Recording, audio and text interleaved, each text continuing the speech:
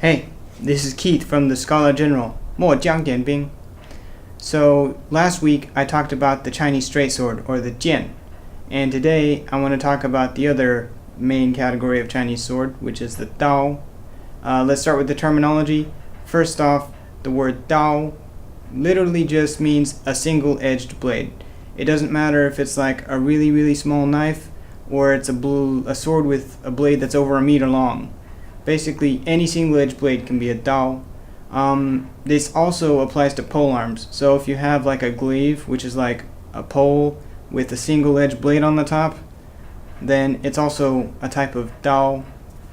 In this video, I'm just going to talk about the one-handed swords that are single-edged. So let's start with some history. Basically, just like the jian, the dao also came out of the Chinese Bronze Age. But it's important to note that basically during the Bronze Age, dao were much less common than a jian. If you dig a Chinese bronze sword out of the ground, it's almost always going to be double-edged, and single-edged ones are kind of rare. However, things began to change later on, because during the Han Dynasty, when everything's made out of steel and bronze is no longer used for swords, then dao become very popular. Military use of the jian actually declined in favor of the dao. There's lots of potential explanations for this. One of the most common is that basically because the dao only has one edge, it means that you can reinforce the spine of the blade and make it much more resilient to being bent or snapping and these types of things. So that could be why the dao superseded the jian in most military contexts. Basically, all of these early dao were completely straight and they didn't really have any curve. The dao started to pick up more curve during the Song Dynasty, and this was possibly from Mongol influence, but it's hard to know for sure. The early dao also had ring pommels, but these were always existed, but weren't as popular later on.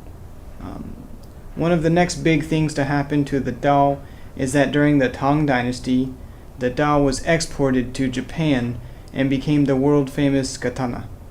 But that's a story for another video. Once dao started to acquire curvature during the Song Dynasty, over time they also developed disc guards, and these became more and more popular with time. So kind of the final iteration of the dao is a curved blade with a disc guard. Now that we've talked about the history some, let's talk a little bit more about the different types of dao. It's important to know that there are many different kinds of dao, and it can be really hard to classify and organize them. Also, a lot of the terminology that we use nowadays was not used in the past. In the past, if you saw a single-edged blade, you called it a dao, and if they're riding a horse, you call it a ma dao, just a cavalry sword. And the terminology in the past was much more simple than what we have now, where we like to be very detail-oriented and categorize everything. So in this video, I'm just going to talk about a few really basic types. The first of which is going to be the 指背刀, which is just the straight-backed dao. It's basically any dao that's completely straight without any curvature. It's, like I said earlier, it's more common during like the Han and the Tang dynasties. The second major kind of dao that I'm going to talk about is called the Yanmao dao, or sometimes it's referred to as the Yanling dao. In English, this basically translates as goose quill saber.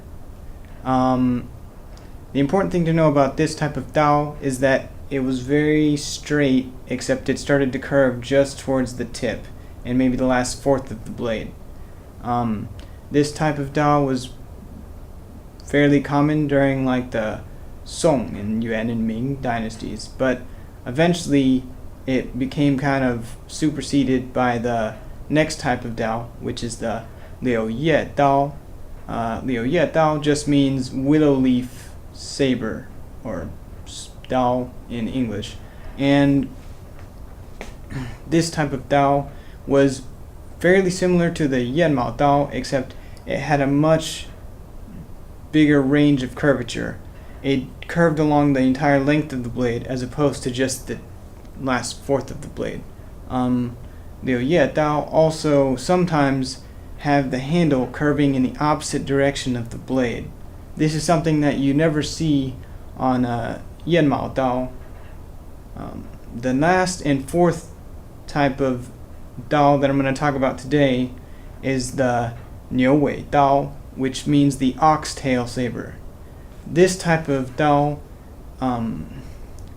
actually was only popular during the 19th century and was never used by the Chinese military, but became popular among civilians.